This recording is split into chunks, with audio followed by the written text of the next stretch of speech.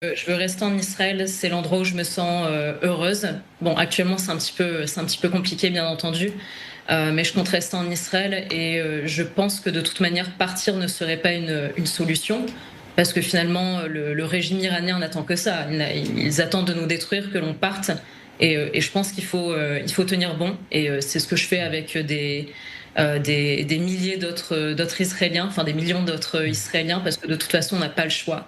On n'a pas possibilité de sortir du pays et il faut tenir bon.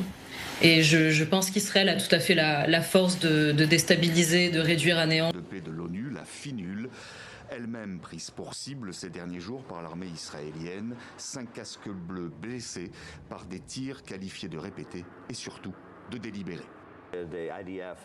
Les forces israéliennes nous ont demandé de quitter nos positions le long de la ligne bleue.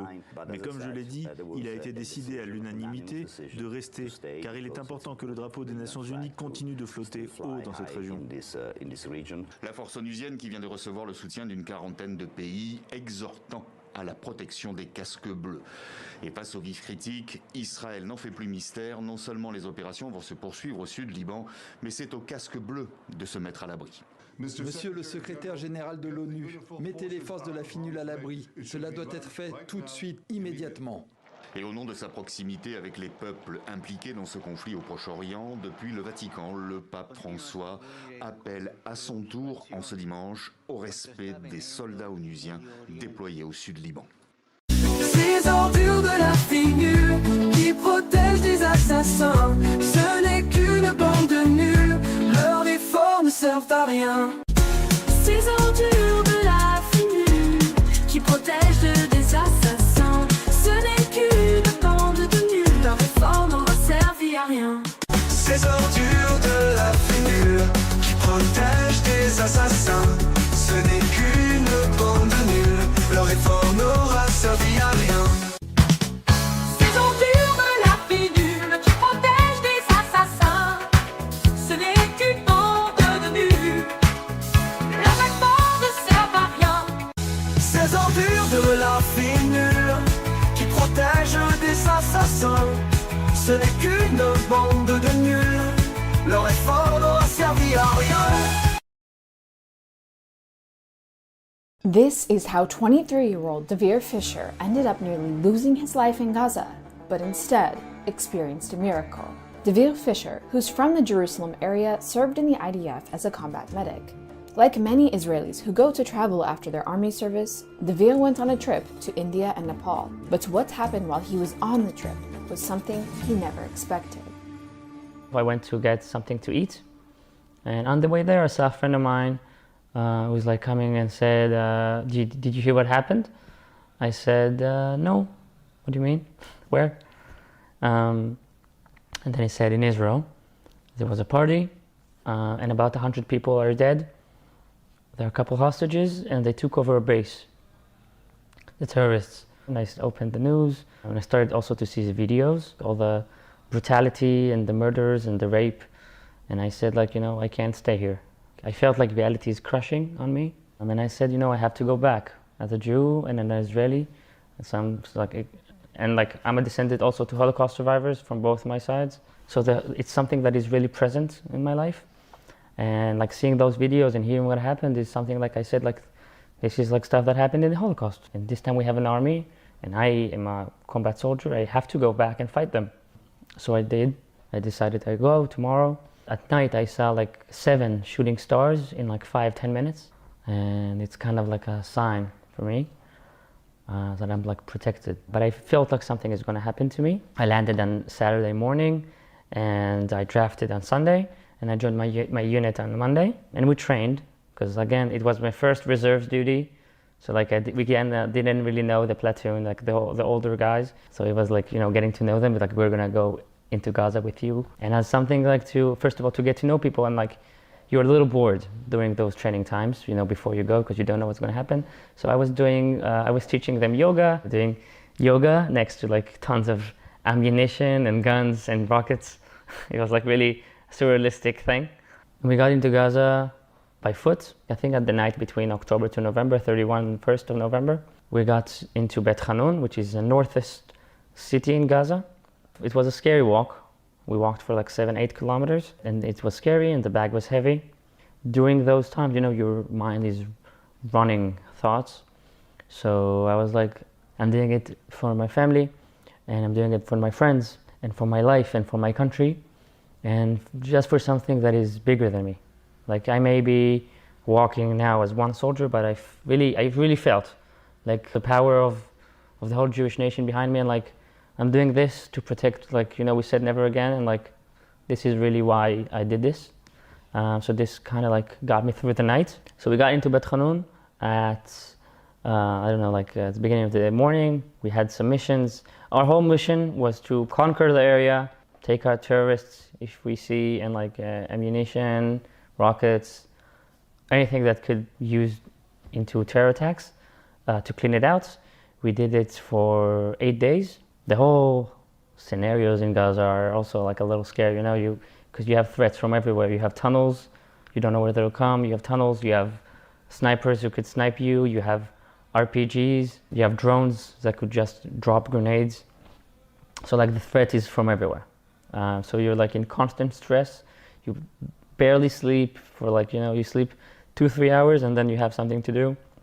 If it's to guard or to go on a mission. On November 8th, we were on our way to an attack on a UN school, UNRWA, which operated as a Hamas base. They were shooting rockets from there and they were hiding ammunition there. So our mission was to take control of this area. Again, because of all the threats, you're not just like, you know, casually walking. So you'll be running from place to place in pairs. We were just moving between 2 houses with like they had like about like 30 feet of a road, 10 meters, something like that. So we started to run, then we hear tack, tack, tack, tack, like bullets, and I really felt the air just like cutting right next to me because the bullet hit the wall next to me.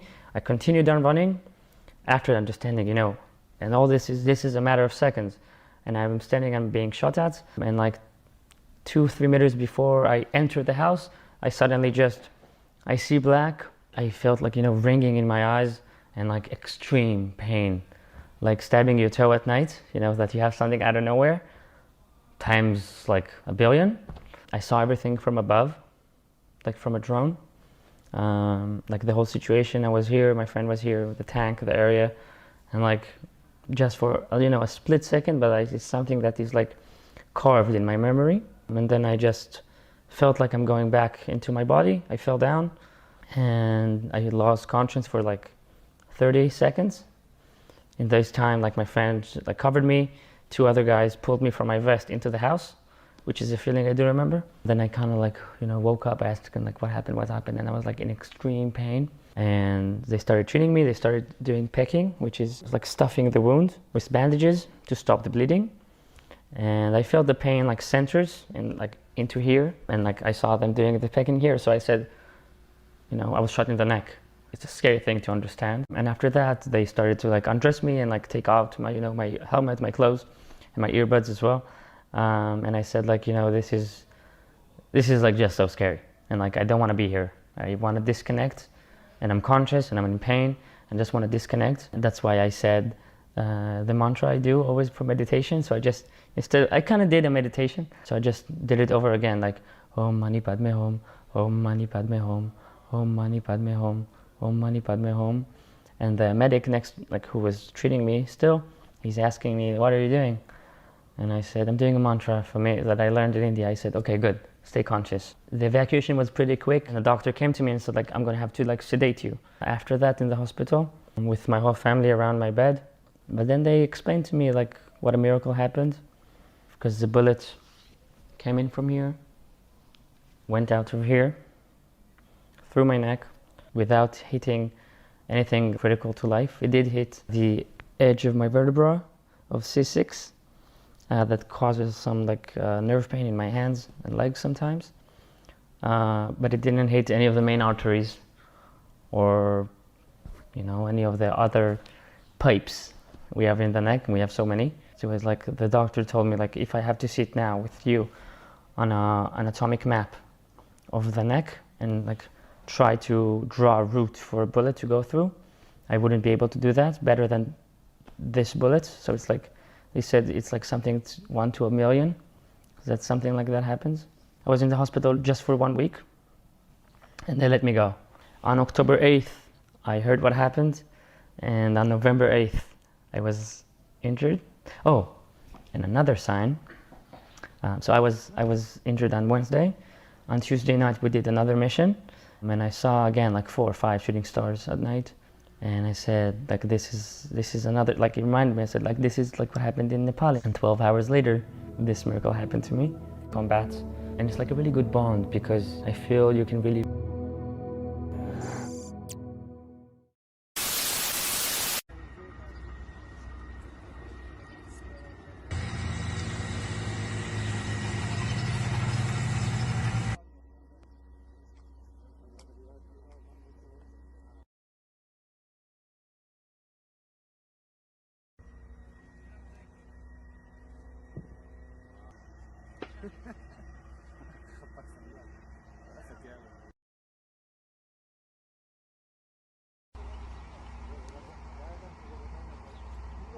billions of dollars invested in these types of weapons directed towards civilians. And what we are doing today is holding an exhibition to show the world exactly what Hezbollah was hiding in civilian houses in southern Lebanon, just a kilometer or 2 from Israel. This truck has a rocket launcher on its back, able to fire 72 rockets towards Israeli civilians in one time. And what happens is the Hezbollah terrorists can take this pickup truck from within a garage in a civilian home, drive out, fire 12 rockets towards Israeli civilians, and vanish in a civilian house. And what we found, this truck is not one of a kind. Many of these trucks, dozens, hundreds of rocket launchers inside of Lebanon in an area that isn't allowed according to international agreements for Hezbollah to be in. This is a threat that no country in the world would accept, and Israel does not accept this threat, and we will act as we did to remove it and to make sure this threat does not return. Welcome to Jenin, a city and terrorist stronghold in Judea and Samaria that is used as one of the main command and control center for terrorist attacks across Israel. Jenin is a hotspot for the most dangerous terrorist organizations such as Hamas, Islamic Jihad, and the Al-Aqsa Martyrs Brigade.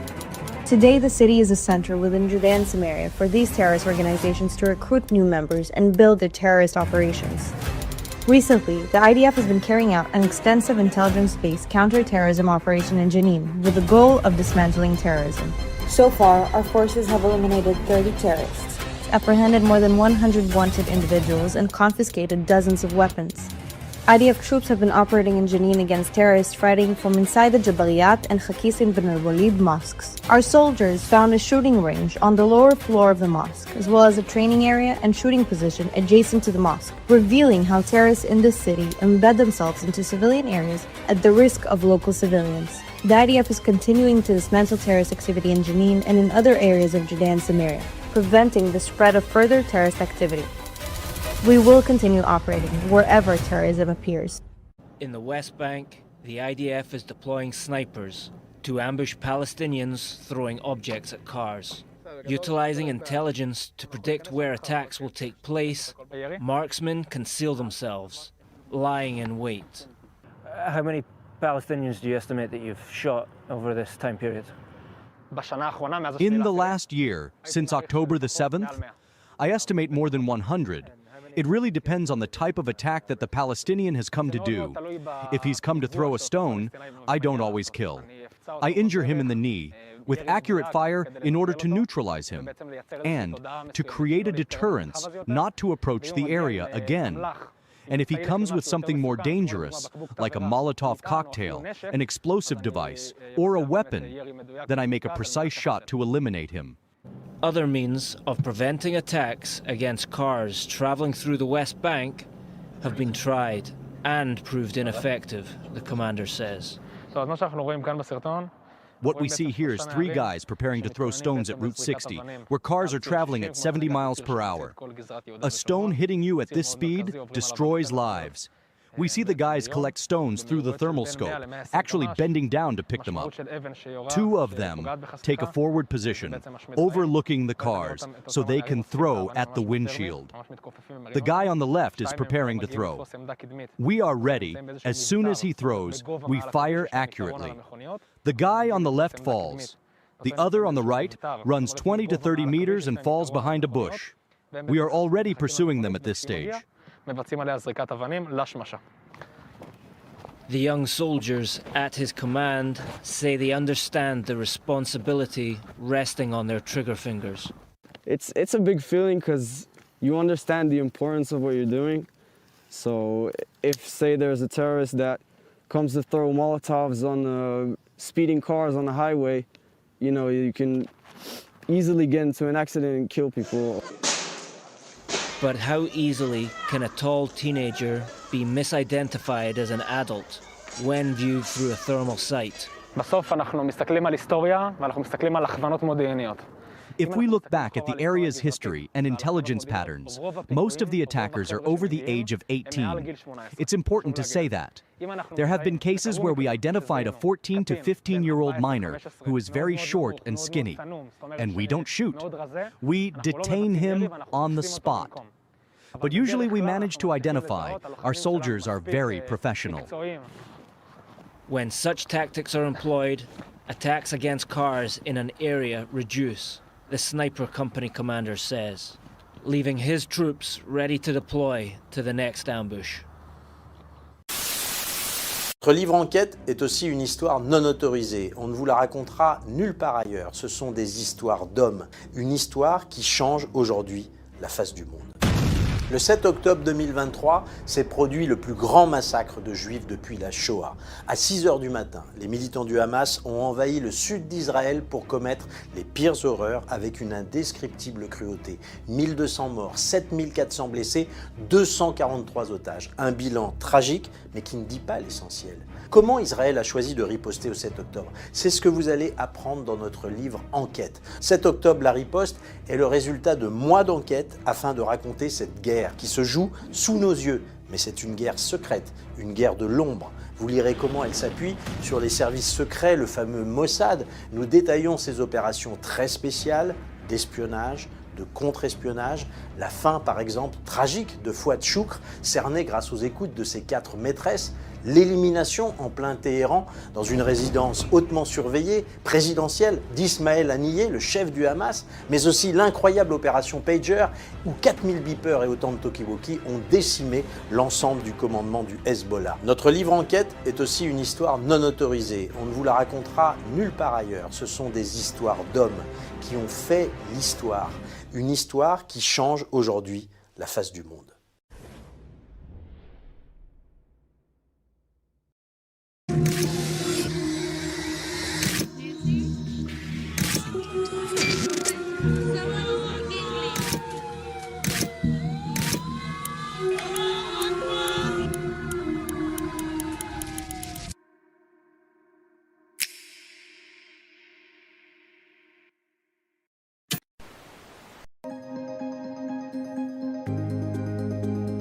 Depuis le début de la guerre, Israël a facilité la livraison de plus de 1 million de tonnes d'aide humanitaire dans la bande de Gaza. Rien qu'en octobre, nous avons livré aux alentours de 25 000 tonnes d'aide par le passage d'Erez, le passage de Kerem Shalom et d'autres, contenant de la nourriture, de l'eau, des fournitures médicales et des abris. Tsahal continuera de faciliter ses missions d'aide humanitaire en coopération avec le COGAT, tout en travaillant à éliminer la menace du Hamas.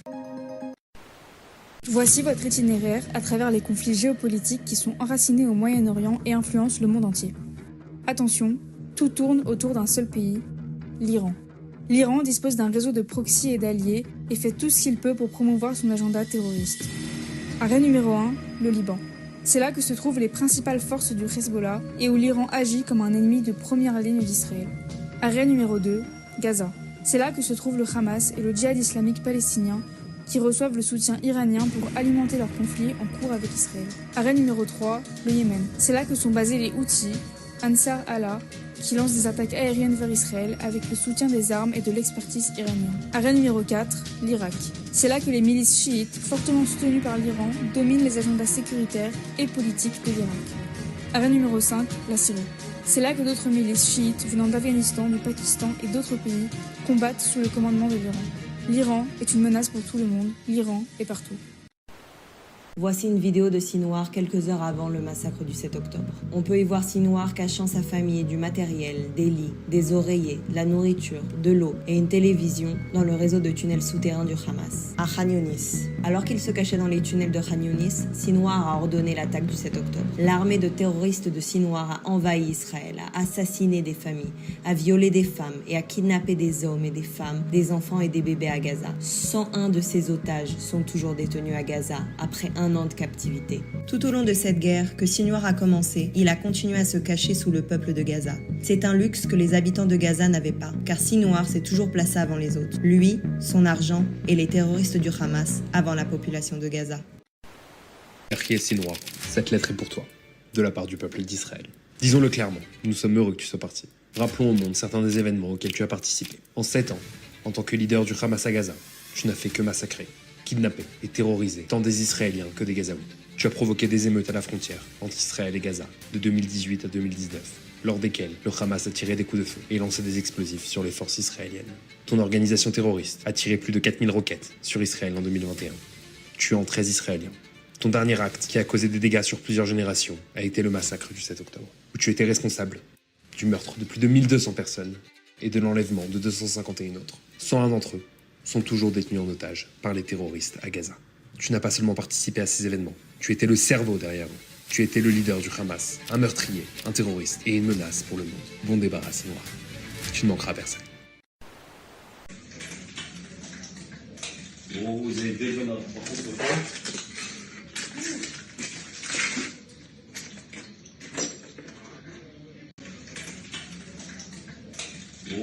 Les gens semblent confus.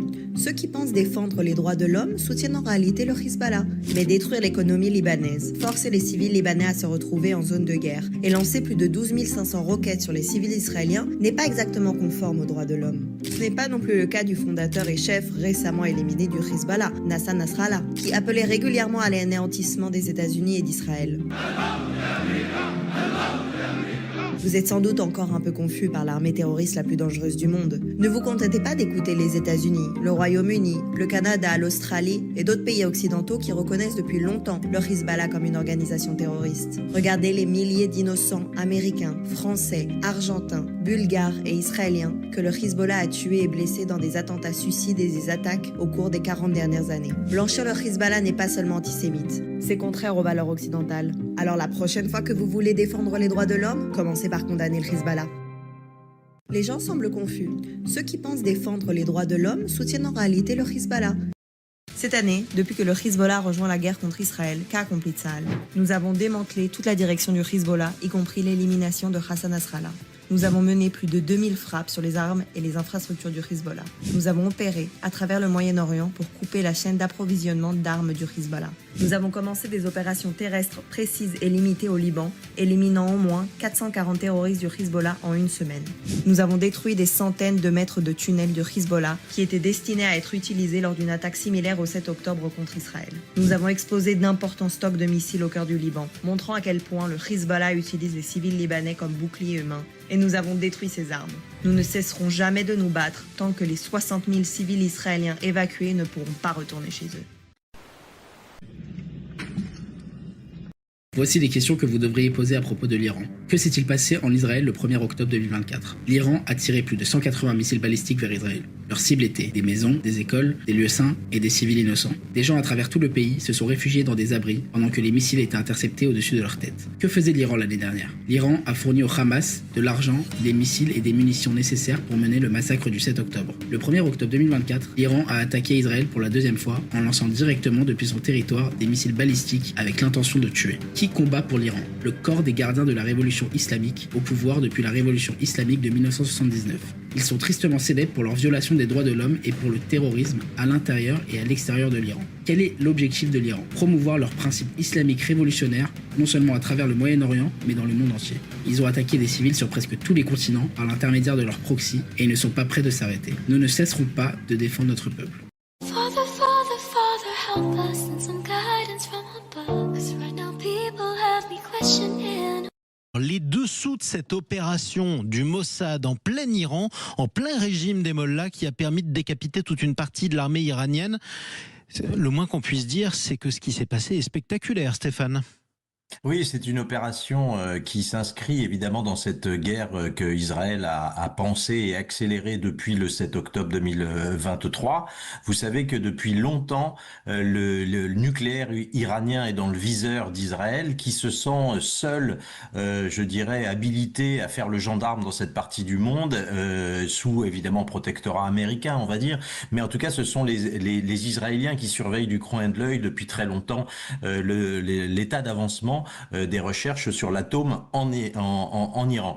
Et il se trouve donc que la nuit du 12 au 13 juin, un nouveau pas a été franchi. On a eu l'occasion sur votre antenne de parler de tout ce qui s'est passé depuis le 7 octobre 2023, comment Israël a pu frapper ici ou là sur le territoire iranien. Je pense notamment à l'assassinat du chef du Hamas, Ismaël Haniyeh, le 31 juillet 2024. Mais là, dans la nuit du 12 au 13, à partir de 2h30 du matin, eh bien, une nouvelle étape a été franchie et les services secrets israéliens ont travaillé main dans la main avec Tsahal, l'armée israélienne, pour faire vaciller le régime, car c'est bien de cela dont il s'agit. En fait, l'opération s'est déroulée sur plusieurs fronts.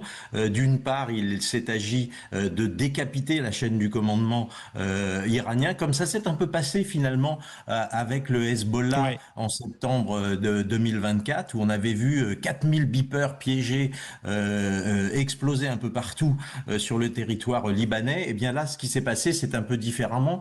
Il s'est en fait trouvé que toute la chaîne du commandement, ce qu'on a parlé des deux généraux principaux, le général Salami et le général Bagheri, mais il y a eu à peu près tous les grands généraux iraniens ont été éliminés dans cette nuit. Il faut se rendre compte de ce que ça représente. Pensez le chef de la marine, le chef de l'armée de l'air, le chef des gardiens de la révolution, toute une bonne partie de l'état-major iranien.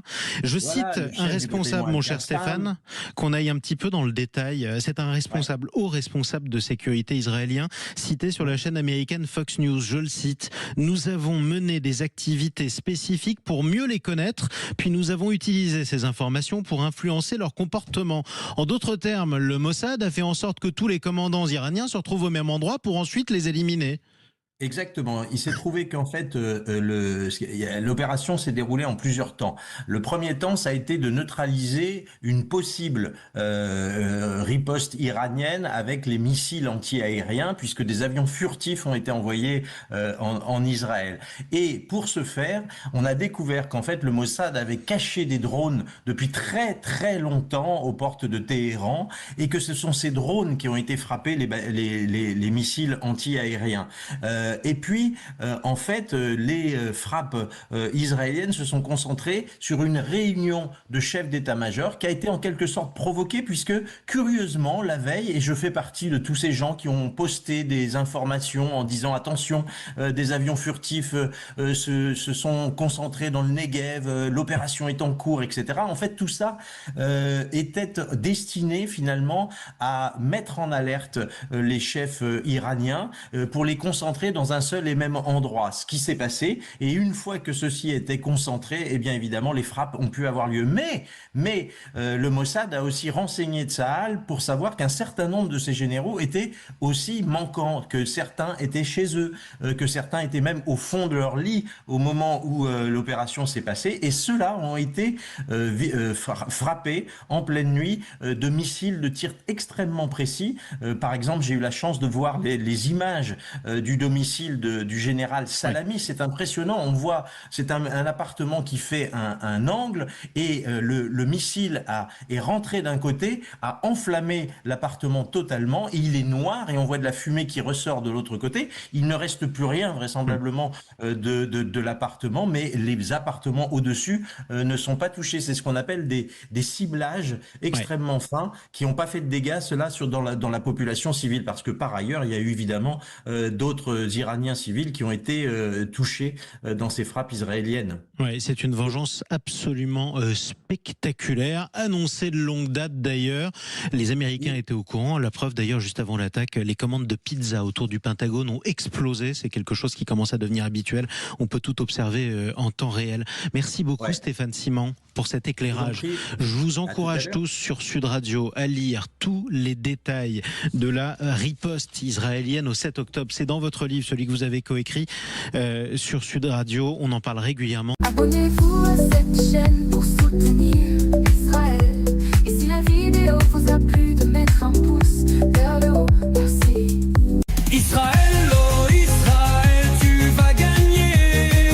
Tes ennemis seront terrassés. Dieu l'Éternel va te secourir. Yahvé l'Éternel va te guérir.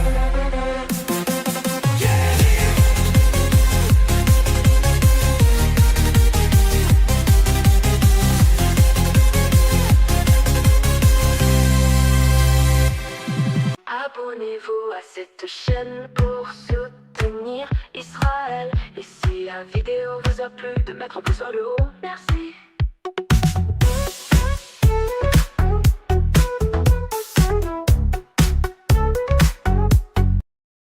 Je montrais qu'il va y avoir de plus en plus de ces soulèvements, que le sang va couler à bien des égards. Parce que, vous voyez, parce que dans le fond, on n'a pas su, encore une fois, intégrer, reconnaître, accepter, pas canoniser, hein, mais se rendre compte que cette violence nous constitue et qu'est-ce qu'on fait avec.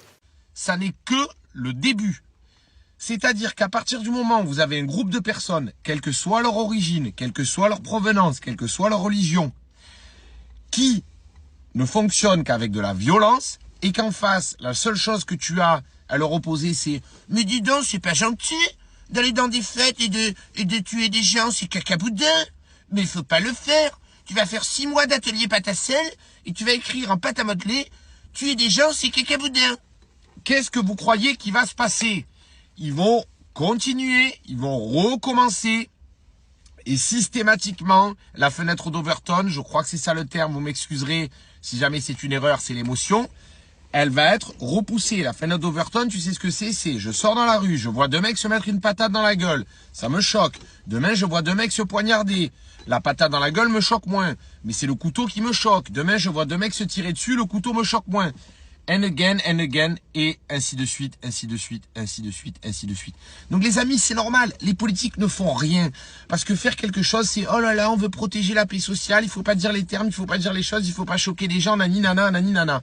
Les mecs, ils vont se faire bracelet électronique à la maison, tranquillou bilou, il y aura pas de problème. On va dire oui, mesquina, leur papa il était pas là, à Noël 2002, ils ont pas eu leur bateau Playmobil ou la PlayStation 3. Et c'est reparti. Et ça continue encore et encore et encore. Donc en fait, il n'y a même pas à dire quoi que ce soit. Il va y avoir une marche blanche, ça va durer 15 jours et on va recommencer. J'en peux plus. Voilà, j'en peux plus. Je sais pas vous, mais moi j'en peux plus. C'est-à-dire la technocratie, la bureaucratie, les journalistes, soyons clairs, des mainstream qui répondent là-dessus, les fameux experts qui n'ont rien à dire d'une certaine manière, tous ces gens restent, je dirais, sur une conception très ancienne du monde, la modernité. C'est-à-dire une conception progressiste, rationaliste, individualiste. Voilà pour moi le tripode moderne. Et cette élite, et les pouvoirs publics en particulier, la bureaucratie française en est l'expression achevée. Regardez comment ce mot de progressisme, être laïque, la laïcité, rationnel, hein, encore le président a ces mots à la bouche, il n'a rien à dire, donc il le dit, bien évidemment. Oh, vous savez, vous m'embêtez de parler d'Emmanuel Macron. J'ai dit ce que j'avais à dire de lui dans divers de mes livres précédents. Platon, dans La République, quand il montre comment la démocratie est en dégénérescence, il dit ce qui va triompher, c'est la théatrocratie.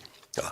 Et je me suis appuyé sur ce mot de Platon pour dire qu'actuellement c'est exactement cela, c'est-à-dire que notre président est un théâtreux, il fait de la théâtralisation, il n'a rien à dire, donc il le dit. Hein. C'est ce grand théoricien qui est Raymond DeVos qui dit « quand j'ai rien à dire, je veux que ça se sache ».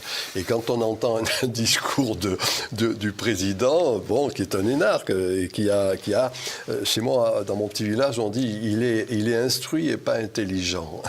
Voilà. Help us and some guidance from above. 'Cause right now people have me questioning. C'est ça que vous appelez traiter comme des chiens. On leur a donné du boulot. Ensuite, on a fait venir leurs femmes, leurs enfants. On avait sauvé leurs enfants, parce que c'est la médecine française qui sauvait leurs enfants. Je vous rappelle que moi, mes ancêtres étaient en Algérie. Et on mourait du choléra et du typhus comme pas un. Hein. Ça tombait comme des mouches. C'était ça l'Algérie. C'était un cloaque. C'était des marais incessants et la France a assaini tout cela.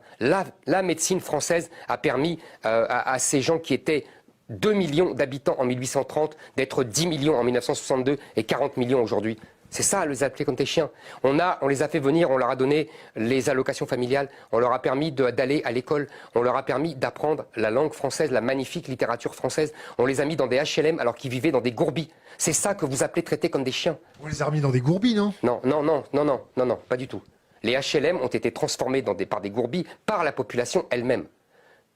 Quand il y a une population autre, les HLM sont impeccables. Et il n'y a pas de dégradation et il n'y a pas de vol. Bon, alors arrêtez avec ça. On ne les a pas maltraités du tout. D'ailleurs, je discute avec beaucoup de Maghrébins, en particulier les Kabyles, qui le savent très bien. La France a été bonne fille et bonne mère et très généreuse. Et on ne les a pas parqués. On les a mis dans des HLM où nous étions, nous, les pieds noirs. Simplement, ce sont eux qui ont chassé les autres. Ils ont chassé les autres parce qu'ils ont été... D'abord, ils ont imposé leur mode de vie, comme là-bas, et en plus, il y a eu des bandes maghrébines qui ont commencé à faire la loi, à voler on disait à l'époque, les autoradios. C'était le vol des autoradios, ça a commencé comme ça, dans les fin des années 70. Donc, moi, j'avais toute ma famille dans les banlieues. Je sais exactement ce qui s'est passé, je l'ai vu. Donc, ne me racontez pas d'histoire. Вот коренные французы. Тут одни коренные французы. Одни коренные французы. Видите? Вот Франция, ребят. Я же ничего не придумываю. А где белый-то? Тихо ты, брат. Тихо ты, вот белые, смотри. Ну, я решил такое видео записать, чтобы вы просто понимали. 2 journées, le 14 et le 15 juillet 2024, qui vont être consacrées au parcours de la flamme. Puis le 15 juillet, passage dans nos quartiers, parce qu'on a envie de partager avec le monde entier ce que fait la richesse de Paris. Bon, je vais rentrer dans le vif du sujet, donc directement. La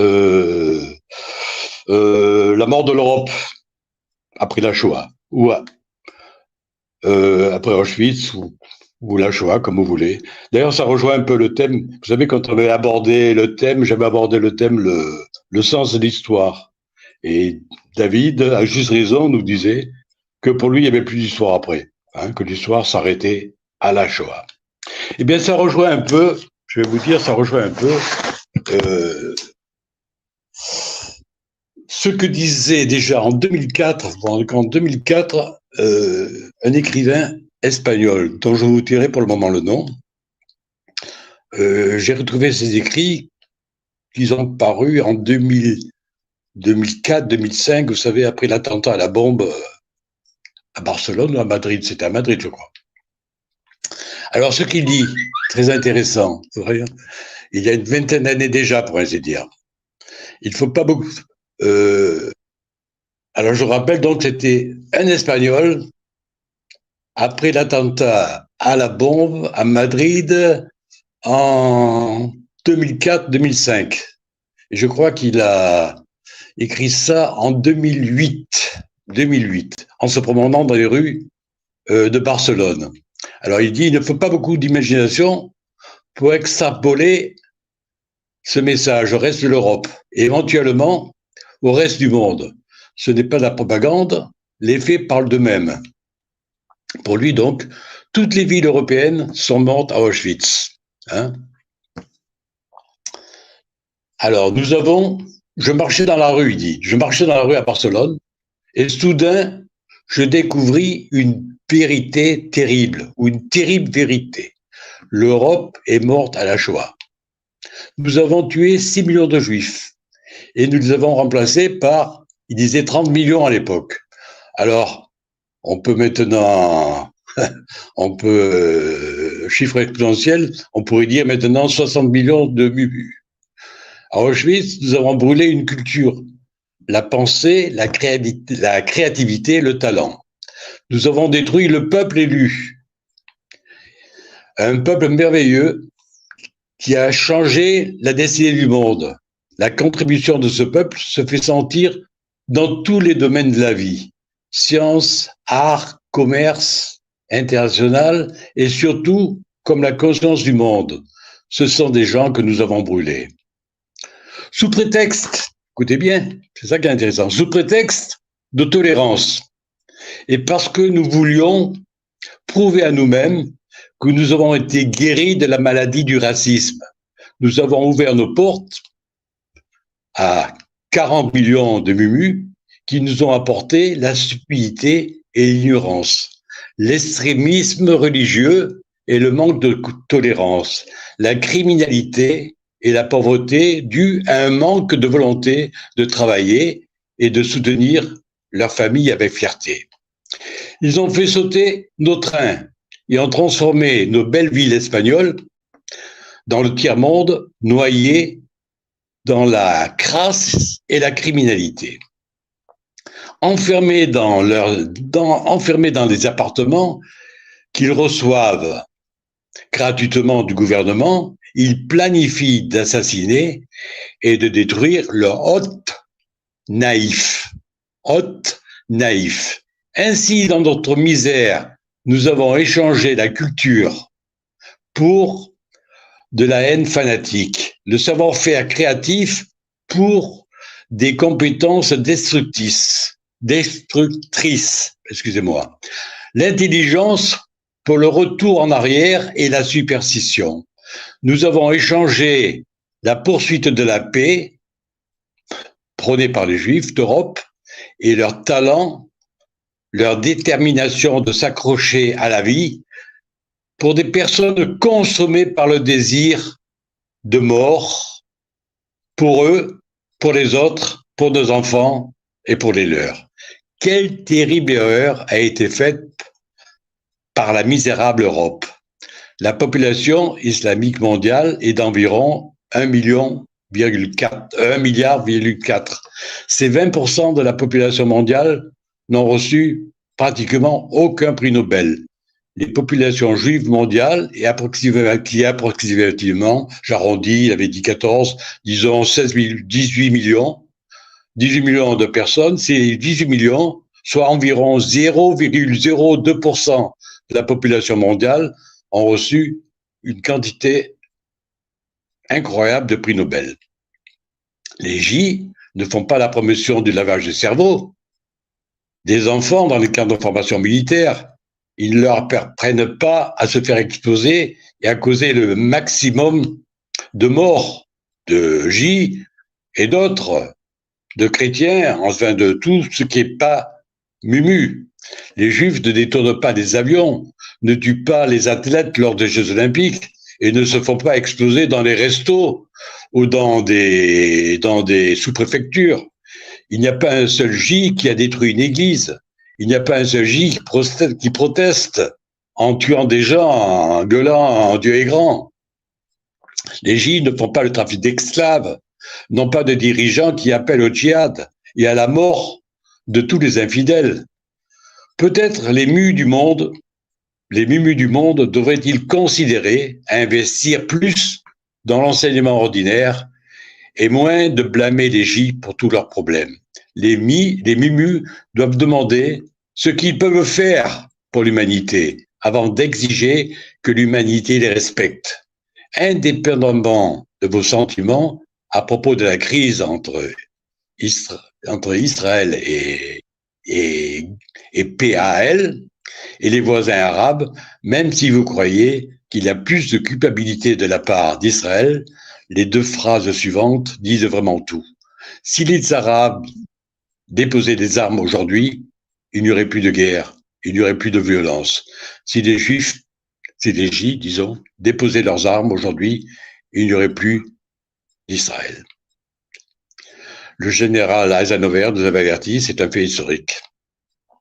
Lorsque le commandant suprême des forces alliées, le général Dwight Eisenhower, a trouvé les victimes des camps de mort, il a ordonné de prendre toutes les photographies possibles du peuple allemand, des villages environnants,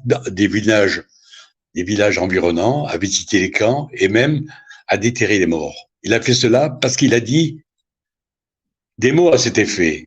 rassemblez tous les dossiers et documents maintenant, saisissez les films, faites parler les témoins, parce que quelque part sur la route de l'histoire, quelques bâtards vont se lever et dire que cela n'est jamais arrivé. On le voit, hein, récemment. Or, récemment, le Royaume-Uni a débattu pour savoir s'il fallait supprimer la Shoah dans son cursus scolaire, car il offense la population mumu qui affirme que ça n'a jamais eu lieu. Ce n'est pas encore supprimé.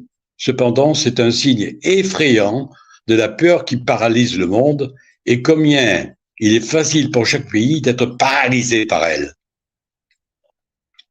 Ouais. Alors, je reprends donc les phrases clés. Hein. Au final, on doit se dire que nous avons brûlé à Auschwitz la culture, l'intelligence et la capacité de créer. Nous avons échangé la culture pour le fanatisme, la capacité de créer pour la volonté de détruire, l'intelligence pour la superstition. Nous avons échangé l'instinct de transcendance des J qui, même dans les pires conditions inimaginables, ont toujours été à la recherche d'un monde meilleur, un monde pacifique, contre quoi nous l'avons échangé? Pour la pulsion suicidaire. Nous avons échangé l'orgueil de vivre pour une obsession systématique mortifère. C'est-à-dire la mort, notre mort, celle de nos enfants, celle de nos descendants. C'est un écrivain espagnol très célèbre qui a écrit ça. Je vous donne son nom. Il s'appelle, puisqu'il n'est pas mort, Sébastien Vivar Rodriguez. Malheureusement, je dois dire que vous voyez, pas suivi par le gouvernement espagnol, puisque le gouvernement, lors de l'UNO, a voté pour. Hein, c'est pas abstenu comme l'Allemagne même, elle a voté pour la résolution. Malheureusement, donc, aussi, un oasis dans ce désert de la jouissance du mal. Voilà, je croyais, j'ai tenu 5-6 minutes, je voulais pas faire plus de 6-7 minutes pour rentrer dans le thème. Cher Marcel, une fois n'est pas coutume, je dois vraiment vous féliciter. Vraiment. Vous m'avez offert ce 19 novembre une introduction sur votre sujet. C'est même une introduction, un développement et une conclusion. Dans cette synthèse que vous avez faite, je crois, c'est la meilleure prestation que vous ayez pu faire sur la chaîne. Et vous savez que parfois j'ai la dent dure avec vous, mais que je sais que on accepte de se renvoyer des échanges parfois musclés. Mais là, vous avez traité votre sujet d'une façon impeccable.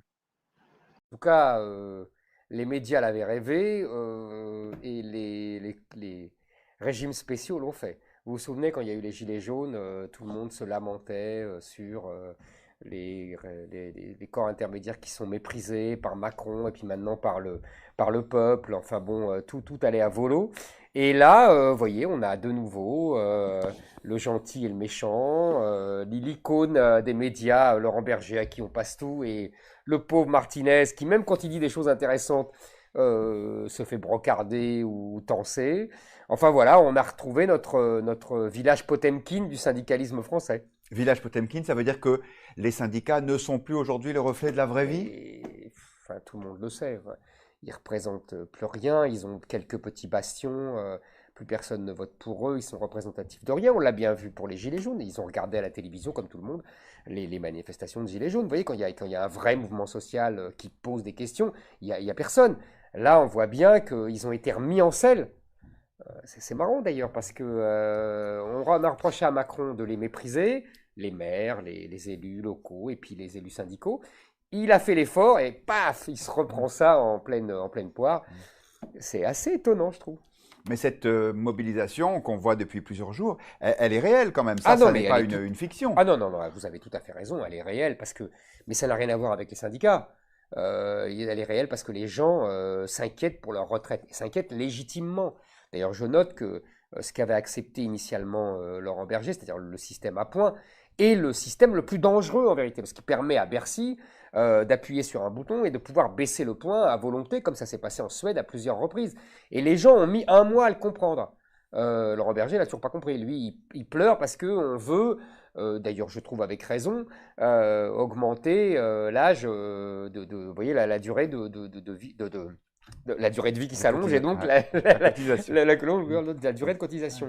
Donc vous voyez, tout ça est très mélangé. Les gens sont affolés, et vraiment légitimement.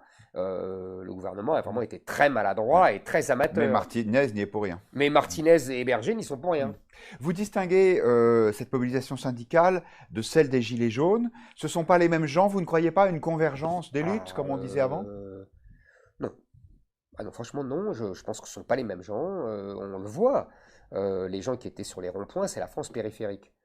Alors peut-être qu'il y a des gens de la France périphérique qui étaient cheminots, oui, mais on voit bien que c'est pas la même organisation, on voit bien que c'est pas les mêmes revendications. Il y a les inclus et les exclus?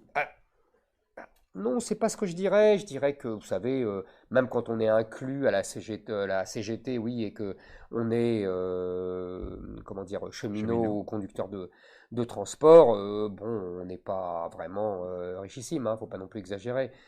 On vit modestement. Il y a une angoisse collective du pays qui voit son modèle se disloquer, et puis, si vous voulez, ses conditions sociales s'écorner petit à petit. Voilà, mais ça, gilet jaune ou pas gilet jaune, cheminot ou pas cheminot, me semble-t-il. Merci Éric Zemmour. Bien, l'idée, ça s'inscrit dans une critique globale du système médiatique. Et l'idée était de faire une cérémonie un peu drôle, un peu parodique, pour récompenser ce qu'on appelait dès le début les meilleurs des journalistes. C'est-à-dire ceux dont le métier est de servir le politiquement correct, puisque sinon ils ne seraient pas journalistes dans les grands médias, et qui, pour servir le politiquement correct, n'hésitent pas à bobarder, à raconter des choses qui sont en décalage complet par rapport à la réalité, à mentir. D'où l'idée de bobard, qui est un vieux terme français. Le terme fake news anglo-saxon est arrivé 10 ans plus tard. Le terme français, c'est bobard. C'est un terme qui a notamment beaucoup prospéré pendant la guerre de 14, où il y avait le mot bouteillon, le mot bobard, ça circulait dans les tranchées, parce qu'évidemment, quand on est en guerre, il y a des bobards de guerre, forcément. Alors dans cet album, avec beaucoup de photos et beaucoup d'intervenants, vous dites... Dont vous d'ailleurs, Martial. C'est vrai, je participais à plusieurs années de ces bobards. Vous avez toujours professé d'ailleurs, puisque j'ai eu l'occasion de vous entendre lors de ces cérémonies, que le mur de la désinformation tombera. Mais cependant, on peut quand même peut-être vous reprocher que vous sortez l'artillerie du rire et de la moquerie pour combattre l'ennemi. Et c'est peut-être un peu léger quand même. Ou l'adversaire. Alors, si vous voulez, quand je dis le mur de la désinformation tombera, j'ai cru cela jusqu'en 2016. Je suis un peu moins optimiste depuis 2016, parce que jusqu'en 2016, il y avait une assez grande liberté sur Internet et sur les réseaux sociaux. Et cette liberté, d'ailleurs, a produit 2 faits politiques majeurs, l'élection de Trump aux États-Unis et le Brexit en Grande-Bretagne. Et à partir de là, le système s'est ressaisi et a essayé de sauver le mur de la désinformation. Et donc, le combat est redevenu plus difficile depuis 2016, puisqu'on a non seulement la propagande médiatique, mais on a aussi maintenant un retour de la censure. Et ça, c'est très préoccupant. Alors, le bobard, vous le dites d'entrée de jeu, d'ailleurs, dans l'ouvrage, c'est l'arme suprême de la propagande. Vous indiquez que les règles de propagande, elles sont enseignées dans les écoles de journalisme. Vous c'est pas du dépit, cela ? Ce qu'on enseigne dans les écoles de journalisme, c'est pas tant de distinguer le vrai du faux que le bien du mal. Donc on se place dans une perspective idéologique où il y a le bien. Le bien, c'est ce qui est immigrationniste, c'est ce qui est homosexualiste, c'est ce qui vise à tout déconstruire. Ça, c'est le bien. Et le mal, eh bien, c'est ce qui vise à défendre les identités personnelles et les identités collectives des peuples. Donc il y a le bien, il y a le mal. Et on apprend dans les écoles de journalisme à servir le bien. Qu'est-ce que ça veut dire, servir le bien? Eh bien, ça veut dire mettre en avant tout ce qui peut aller dans le sens du bien. Je prends un exemple, vous allez avoir une famille qui va dire « je veux un immigré chez moi », il n'y en a pas forcément beaucoup, mais vous allez en parler dans les médias. Vous allez avoir une manifestation contre l'installation d'un centre de migrants clandestins dans un village, là, on n'en parlera pas. C'est parce que c'est toujours, ça servirait le camp du mal. Et donc, la première des désinformations, d'ailleurs, avant même le mensonge, c'est ce qui consiste à monter en épingle un petit fait qui va dans le sens politiquement correct, et à cacher, occulter un fait important qui va dans le sens du politiquement incorrect. Alors là aussi, on peut vous dire qu'il y a quand même beaucoup de journalistes, y compris dans la presse, dans la grande presse, ou dans la presse de masse plutôt, qui font leur travail et qui ne sont pas avec cette idéologie un peu simpliste que vous évoquez, les méchants et les gentils. Il y a des affaires qui sont sorties par la grande presse. Oui, vous pensez à quoi ? Je vais vous en donner un exemple, puisque vous me le demandez. On a trouvé l'utilisation de corps par l'université Pierre Descartes, où les corps de gens qui donnent leur corps à la science ont été utilisés, revendus, découpés. Ça, c'est une étude et c'est une enquête de l'Express, par exemple. Oui. Alors, le monde n'est jamais ni totalement noir, ni totalement blanc. Donc, il y a de temps en temps de bonnes informations qui peuvent sortir dans la presse officielle. D'ailleurs, c'est un des reproches que la presse officielle a fait à la réinformation, c'est souvent de reprendre un certain nombre de faits qu'on peut trouver dans la presse officielle. Mais souvent, l'article de l'Express était assez visible, mais souvent, c'est un petit articulet, alors que le fait inverse aura la une, quoi. Voilà. Donc effectivement, il y a toujours des choses qui peuvent passer, bien sûr. Alors avant d'évoquer ou d'éplucher la liste des bobards les plus importants depuis 2010, et on a quand même une belle liste, vous n'hésitez pas à affirmer que le bobard le plus massif, le plus efficace, le plus déterminant, c'est le bobard invisible. Ça mérite quand même une explication. C'est quoi un bobard invisible ? Un bobard invisible, on ne sait pas que c'est un bobard. Vous avez un exemple ?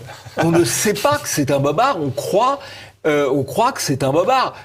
Très souvent, c'est le cas notamment en politique internationale, où on affirme quelque chose, il n'y a pas beaucoup de moyens de savoir quelle est la réalité, quels sont les faits. On vous dit qu'il y a eu une attaque chimique en Syrie, les moyens de savoir que c'est un bobard, c'est assez difficile. On le sait généralement 6 mois, 1 an ou 2 ans après. Mais évidemment, le fait qu'on sache que c'est un bobard 1 an ou 2 ans après a beaucoup moins d'impact que le bobard n'en a eu au moment où il a été proféré. Alors venons-en à ces mensonges ou affabulations en tout genre.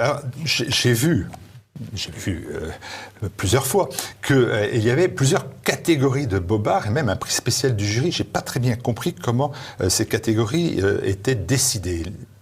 Alors, il y a un peu d'arbitraire, c'est-à-dire qu'il y a le bobard, et puis il y a des petites gâteries, peut-on dire. Alors on a notamment créé de temps en temps la brosse à luire d'or, qui était parce que il se trouve que Alain Duhamel n'était pas récompensé et qu'il méritait par l'ensemble de son œuvre, donc il a eu une brosse à luire d'or. Il y a eu un certain nombre de petits clins d'œil humoristiques. Il y a aussi le capot d'or qui a été remis à Patrick Cohen, parce que c'est quand même un censeur de première magnitude. Il y a des petits prix particuliers. Enfin, l'essentiel, c'est des bobards, alors qu'on classe par catégorie. Ça peut varier d'une année à l'autre. L'an dernier, on avait fait, pour les derniers bobards, les prochains auront lieu le 24 février prochain, on avait fait les Golden Bobards pour les bobards internationaux, et on avait fait les bobards jaunes à propos des bobards de presse. Alors, si vous voulez, on voit d'ailleurs très bien sur l'affaire des Gilets jaunes. La presse a complètement occulté pendant 2 mois le fait qu'il y avait des violences gouvernementales sur les manifestants, le fait qu'il y avait des dizaines de blessés graves et des dizaines d'éborgnés. Ça a été occulté pendant 2 mois. Aujourd'hui, on en parle, mais ça n'a plus l'effet que cela aurait eu il y a un an. On a d'ailleurs récompensé ou cité France 2, où un journaliste était venu très solennellement pour le dire « il n'y a pas eu de violence policière ». Alors, moi je suis assez d'accord, je pense que ce sont plutôt des violences gouvernementales, c'est-à-dire des violences policières qui ont été commanditées par le gouvernement. Mais le type qui vous dit froidement « il n'y a pas eu d'incident, il n'y a pas eu de violence », alors qu'il y a des dizaines de blessés graves et des dizaines d'éborgnés, c'est un bobardeur. Dans la liste des bobards, quel est, c'est pas facile la question que je vais vous poser, celui ou ceux quand même que vous considérez comme les plus graves ou les plus grotesques? Moi j'ai souvenir du mien, puisque moi j'en ai présenté un, c'était en 2017, voilà, c'était Yann Barthès et Hugo Clément pour le traitement d'un reportage sur la ville de Molenbeek-Saint-Jean, ni de djihadistes, mais nié par ces journalistes. Quel est pour vous, dans les 10 années, celui que vous avez considéré comme le plus grave, le plus grotesque, l'un ou l'autre ou les deux? Alors, le plus grotesque et le plus rigolo, c'est Poutine qui chasse le tigre, alors que le tigre a été anesthésié par une seringue hypodermique, mais il n'est absolument pas tué. Et ce qui est assez drôle dans ce bobard, c'est qu'il a été resservi par France 2 2 fois à 5 années d'intervalle, quoi. Donc, le bon bobard se recycle. Voilà. Il y a eu aussi le bobard Durand Soufflant, qui explique que les meurtriers de Jean-Claude Urvoas, l'homme qui regardait des lampadaires en Seine-Saint-Denis en 2005, étaient des Européens, alors que ce sont des gens qui viennent des Antilles, du Congo ou d'Algérie. Mais ce sont des Européens pour Durand Soufflant. Et ça a été resservi quelques années plus tard. Ça a été resservi en première instance et on a eu droit au même bobard en appel. Alors, ce qui est le plus grave, à mon avis, et le plus significatif, c'est ce que j'appelle le bobard total. C'est-à-dire quand toute la presse relaie le bobard. Et de ce point de vue-là, l'un des plus spectaculaires et des plus dramatiques aussi, c'est le bobard Merah. Merah, c'est ce tueur islamiste qui attaque des militaires à Montauban et attaque une école juive à Toulouse. On ne connaît de Merah qu'un homme casqué avec la visière sur le casque. De Merah, avant qu'on ne découvre qui c'est. On a comme indication du suspect qu'un homme casqué avec la visière. Et vous avez quand même des médias, et pas n'importe lesquels, TF1, France 2 ou 20h. Donc là, on n'est plus dans le petit bleu des Côtes d'Armor. Hein. Non, on n'est plus dans le confidentiel, qui vous disent « c'est un blond aux yeux bleus ». Et le Canard enchaîné nous dit « le tueur de Toulouse sans le nazi ». Voilà. Il se trouve que c'est un islamiste, c'est-à-dire qu'ils ont parlé. Quand même, là je cite TF1, France 2, beaucoup d'autres médias, le Canard enchaîné, ils ont parlé alors qu'il suffisait de réfléchir, 5 secondes, pour se dire, non, on peut pas savoir, peut-être que c'est ça, peut-être que c'est autre chose, on ne peut pas savoir, son visage est caché. Ça, c'est un bobard extraordinaire. Est-ce qu'ils sont manipulés, dans ce cas précis, est-ce qu'ils sont manipulés, ce qui semble être le cas, ou est-ce qu'ils sont manipulateurs, ou là les deux, mon capitaine? Je pense que le pouvoir leur distille. C'est ce que dit Claude Guéant dans son ouvrage. Il dit qu'on leur a donné des informations dans ce sens. Je pense que le pouvoir distille, mais le journaliste doit évidemment, devrait avoir un minimum d'esprit critique, d'autant plus que là, il y a quand même des. Je veux dire, comment dire comment est le type physique du personnage alors qu'on ne le connaît pas. Et si la police le connaît, alors elle doit pouvoir l'arrêter. Il y a un problème. Alors, vous dites que parmi les bobards, j'ai noté non, l'ophtalmoraciste n'a pas refusé de soigner une enfant arabe. Eh ben non. Alors ça, c'est pareil, l'ophtalmoraciste, c'est un bobard où toute la presse, absolument, toute la presse plonge. Figaro, Nouvel Observateur, toute la presse plonge. Bon. TF1, France 2, etc. Qu'est-ce qui se passe? C'est un patient, qui est dans le salon d'attente de l'ophtalmo. Comme ça passe pas assez vite, il rentre brutalement dans la salle de consultation de l'ophtalmo avec son enfant. Et l'ophtalmo lui dit, je vous prie, monsieur, de sortir, je termine ma consultation. Et le patient impatient, comme il y en a beaucoup dans les salles d'urgence des hôpitaux, dans les salles d'attente des consultations des médecins, le patient impatient dit il m'a dit « Dégage, châle arabe !» et il a refusé de soigner ma fille de 6 ans. Alors évidemment, on comprend que ça suscite de l'émoi, sauf que tout ça est faux. Et vous avez une journaliste, Chloé Leprince, qui fait carrière maintenant à France Culture, qui a dénoncé l'ophtalmo en donnant son nom, sans même l'appeler au préalable.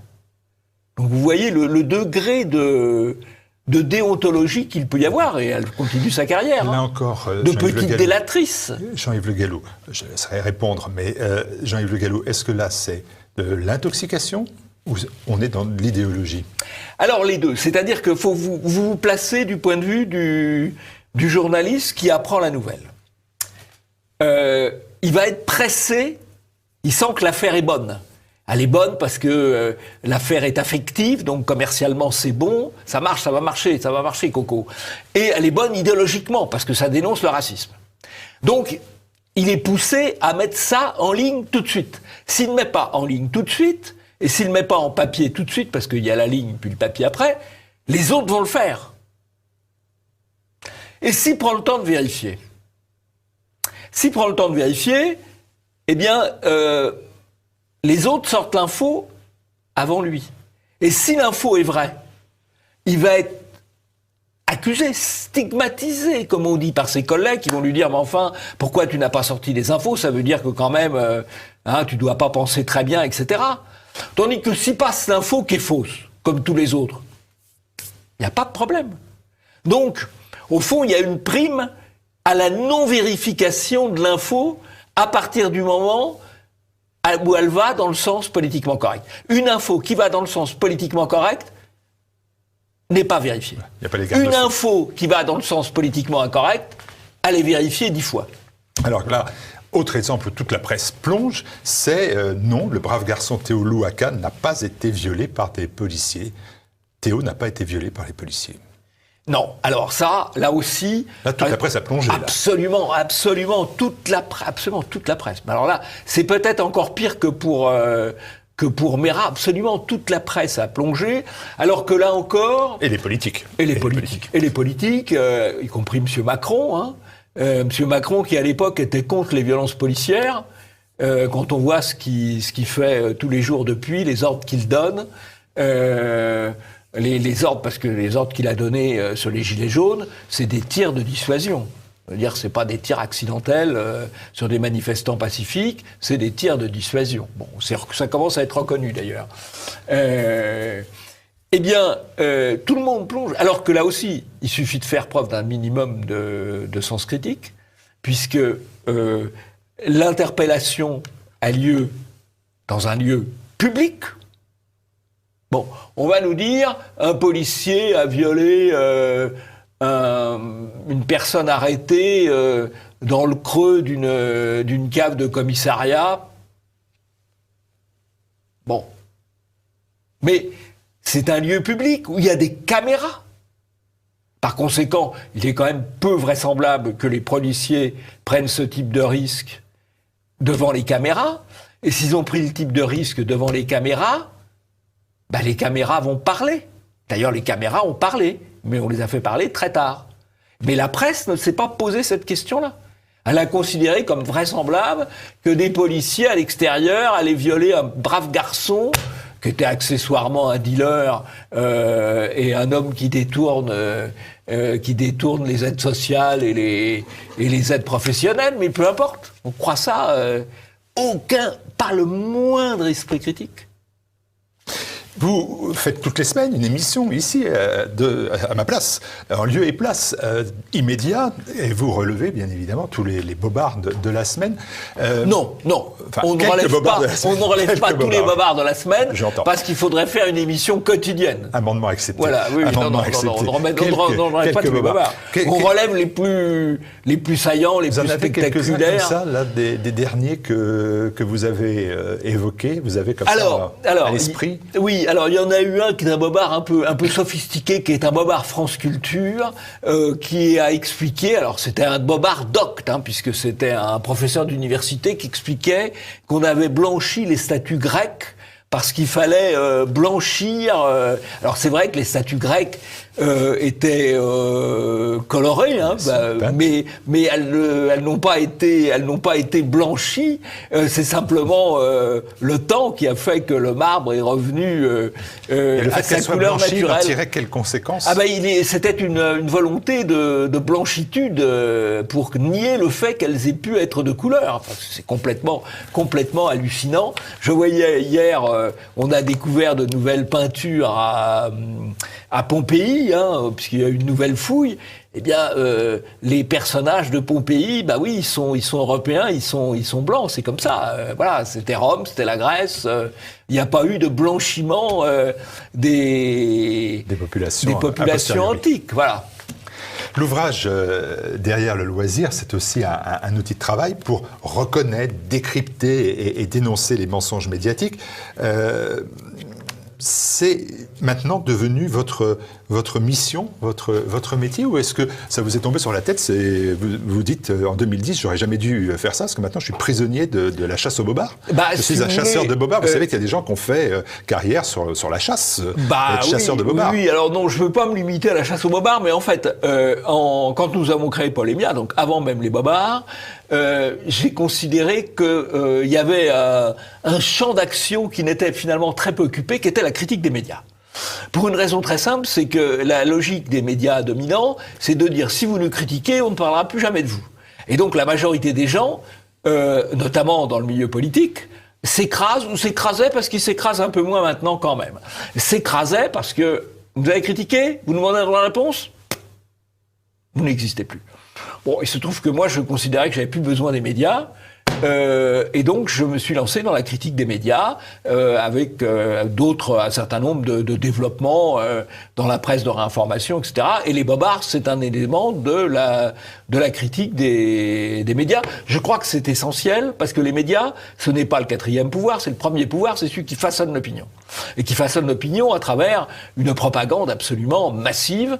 Et donc, au fond, avec nos moyens modestes, malgré tout, par rapport à ceux de l'adversaire, pour ne pas dire l'ennemi, nos moyens modestes consistent à décrédibiliser les gens qui nous bourrent le crâne. Voilà, d'où la campagne de dons de TV Liberté, par exemple. Par exemple. Alors, puisqu'on débusque les fake news, les bobards, j'ai vu ici ou là quand même, alors là, je dois dire, je me suis dit là, je tiens une fake news à l'intérieur de la dénonciation des fake news. J'ai lu que le président des États-Unis, Donald Trump, s'était directement inspiré des bobardeurs. Là, je me suis dit, fake news. Alors, il y a effectivement, il y a une erreur dans le livre des bobards que j'ai découvert, je la dirai tout à l'heure. C'est pas celle-là, alors. Mais c'est pas celle-là, parce que comment ça s'est passé? Ça, c'est assez extraordinaire. On a eu Raim Kassem, qui est le représentant de Breitbart News en Angleterre, qui est venu à plusieurs reprises à la cérémonie des bobards d'or.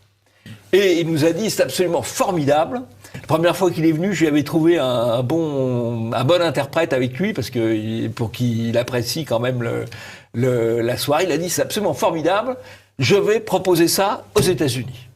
Et il a proposé ça aux États-Unis, et ça a tellement bien marché que c'est pas une petite cérémonie qui a été organisée, c'est tout simplement le président des États-Unis, Donald Trump, qui a fait une conférence de presse pour décerner ce qu'il a appelé les Fake News Awards à 10 grands médias américains. Donc voilà, honnêtement, je n'ai jamais rencontré Donald Trump, mais l'idée des Fake News Awards, elle a traversé l'Atlantique. Voilà. Et oui, il y a une erreur. Alors, il y a une erreur. Fallait pas le dire maintenant. Il y a une erreur, je vais vous le dire. Dites-moi tout. C'est à propos de l'affaire de Fiorina. La jeune fille victime d'un tir qui lui a et qui l'a éborgnée. Elle a complètement perdu son œil. Je crois que vous l'avez reçu d'ailleurs, il y a quelques jours, Martial, il y a quelques jours. Et elle a été blessée par un éclat de grenade. Et ce qui a été beaucoup dit, c'est que ça avait été un tir de flashball, ce qui n'est pas le cas. Mais il se trouve qu'il y a eu une erreur au moment de la rédaction qui a été supprimée mais qui se retrouve dans la légende. Donc là, il y a une légende qui nous dit c'est un tir de flashball et le texte qui dit c'est un tir de grenade. Donc c'est une erreur, c'est évidemment pas un bobard délibéré. Est-ce que la réinformation, c'est aussi cela, c'est-à-dire savoir reconnaître son erreur ou Ah savoir oui, reconnaître absolument, qu'on se trompe? absolument. Alors, écoutez, la presse ne fait jamais absolument, ça. Absolument. Moi, je mets un point d'honneur, quand je me trompe, à ne pas retirer l'erreur, mais à dire derrière ou en dessous, attention, là, c'est une erreur. Voilà. Bon, est-ce qu'il faut et sur immédiat, si nous sommes pris en défaut, ce qui peut arriver, nous corrigeons la semaine d'après l'erreur. On peut se tromper, ça c'est indiscutable. Simplement, se tromper une fois, ce n'est pas le bobard systémique. Voilà. Est-ce qu'il faut acheter l'ouvrage? Alors il faut acheter l'ouvrage. Non, parce que vous dites quand même le bobard, ça nuit gravement à la santé mentale. Et je me dis qu'en le lisant, vous mettez en péril la santé mentale des téléspectateurs de Télé Liberté. Ça, je ne peux pas vous autoriser. Les téléspectateurs de Télé Liberté ont une bonne santé mentale, sinon ils ne regarderaient pas Télé Liberté. Alors il faut acheter des bobards pour deux raisons. D'abord, c'est un très joli cadeau de Noël. C'est amusant, c'est-à-dire qu'on peut offrir un livre politique, ce qui n'est pas toujours facile, mais un livre politique, oui, quand même, mais c'est très distrayant, voilà. Donc c'est très bien écrit. Il faut l'acheter pour se distraire, il faut l'offrir pour distraire ceux à qui on l'offre, et puis alors c'est un outil de travail. Ça, c'est très important, parce que vous avez un index des médias cités, vous avez un index des auteurs de bobards, et donc, voilà, vous, par exemple, je sais pas moi, vous voulez savoir le bobard Askolovitch ou le bobard... remettez-moi Barthès, moi je Barthès, Barthès, ça m'appellera des le souvenirs. bobard Barthès, là vous êtes gâtés, voyez le bobard Barthès. 1, 2, 3, 4, 5, 6, 7, 8, 9, 10, 12, 13 citations, ça lui portera pas bonheur. Ah oui, il est bien cité, lui, Barthès. Voilà. Il le mérite. Il le mérite, tout à fait. Tout à fait. Parfait, merci beaucoup. Voilà, donc c'est distrayant et c'est un outil de travail. Merci, vous pouvez retrouver ça dans la boutique de TV Liberté ou sur les bonnes librairies. Lydia Guérouz, vous dites que la France a échoué finalement à lutter contre le communautarisme. Ça a été un grand thème d'Emmanuel Macron qui va se poursuivre d'ailleurs en 2020. Pourquoi ? On est à quelques jours des 5 ans de l'attentat contre Charlie Hebdo et l'hypercacher, et c'est à ce moment-là que la France a pris conscience qu'il y avait un problème d'islamisme radical sur son territoire et de communautarisme qui est le terreau fertile de cet islamisme radical qui mène à des crimes comme ceux de Villejuif ou de Metz, où soi-disant un déséquilibré, mais il faut être quand même déséquilibré pour être islamiste radical et salafiste, passe à l'acte au cri de Allah Akbar. Et en 5 ans, moi j'ai l'impression qu'on n'a pas véritablement avancé. On est toujours dans les euphémismes, on est toujours dans une forme de déni, on minimise toujours la réalité de cette idéologie qui veut notre soumission ou notre mort, qui veut s'imposer à la civilisation occidentale et la transformer de l'intérieur. Alors on nous a dit que Daesh était vaincu, en tout cas très fortement affaibli, mais l'idéologie est toujours là et elle est triomphante dans certains quartiers. Et moi c'est ce qui m'inquiète. Et aujourd'hui vous avez dans certains quartiers, c'est des quartiers qui ressemblent à des provinces étrangères, qui ressemblent plus, je dirais, forme d'Afghanistan, plus en France. Et là, on a du mal à reconquérir ces territoires. Moi, je les appelle les territoires cédés par la République. On a laissé faire, il y a des formes de complicité. On a eu un débat sur le clientélisme et certains élus qui sont quand même coupables d'avoir laissé faire et d'avoir laissé s'installer ceux qui sont aujourd'hui nos ennemis de l'intérieur, et je trouve qu'on n'est pas à la hauteur et on n'est pas assez armé pour pouvoir véritablement faire reculer le communautarisme islamique qui est le terreau fertile de cette radicalisation et qui mène certains jeunes qui hier étaient quelques délinquants à devenir des terroristes. C'est plus facile pour les éditorialistes de s'asseoir sous une belle lumière, à être maquillés, d'avoir des salaires qui sont souvent bien plus conséquents que celui du reporter de terrain qui va gagner 3 francs 6 sous.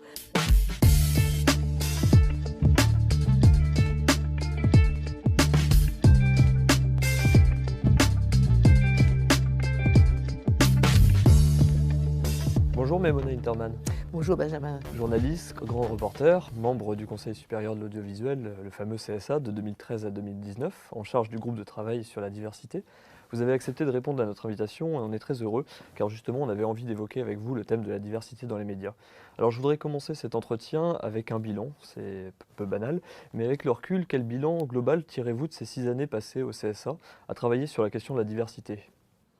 C'est une tâche de titan que de vouloir changer la représentation de la société française sur les écrans, mais aussi derrière les micros. Ça n'a pas été simple. Lorsque je suis arrivée au CSA, j'ai bien vu qu'au départ, on me prenait un peu pour une pétroleuse, quelqu'un qui allait peut-être prendre ce sujet de la diversité de la société française, pas la diversité des pigments, la diversité sociale, comme étant une lubie. Non, ça n'a pas été une lubie. J'ai négocié pied à pied jusqu'au bout. Et lorsqu'il y avait des moments cruciaux pour voter, par exemple, présidence de chaîne, attribution de fréquences, etc., ces dirigeants de chaîne ont pu se rendre compte que j'étais très accrochée à ce sujet. Ça me paraît être l'un des sujets essentiels. Alors justement, toujours dans cette optique de bilan, est-ce que vous avez constaté une amélioration entre janvier 2013 et janvier 2019, au moment où vous avez quitté vos fonctions ?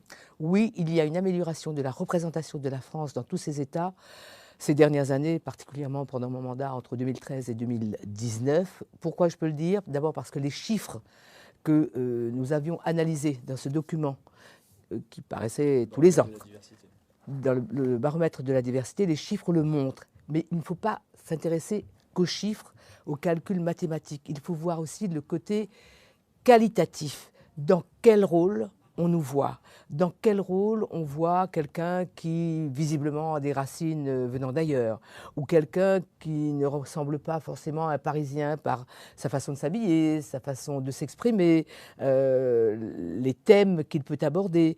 Il y a un changement en termes de volume.